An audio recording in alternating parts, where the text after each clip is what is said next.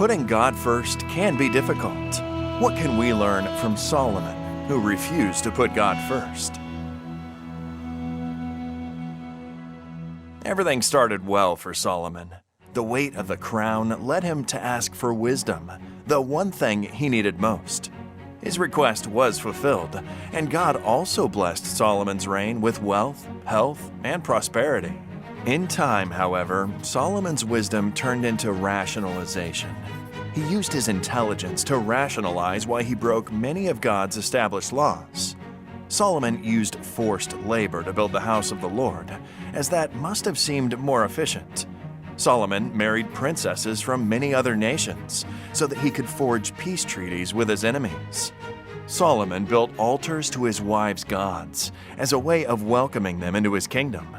Solomon built his palace to be 3 times larger than the temple to accommodate his large household. God has given the laws that lead to long-term prosperity and peace, but Solomon used his intellect to bend them according to his pleasure. Solomon did not put God first, and Israel was divided into 2 kingdoms within months of his death. Today, highly intelligent people are still rationalizing the breaking of God's law and other of God's requirements, like tithing, for instance. Putting God first means taking His word seriously in all aspects and following it. The simplicity of a child following a loving parent's instructions is perhaps the best antidote to our own demise. God stands ready to open the doors to health, wealth, and prosperity to many of us, according to His plans for our lives. Sometimes God keeps a door shut because our faith and future would be compromised if we were to walk through it. God's faithfulness evokes our response as stewards.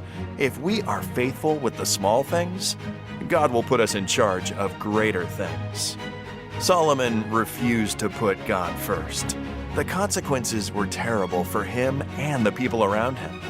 God's love compels us to put His kingdom first, while Solomon's example is a warning for us today.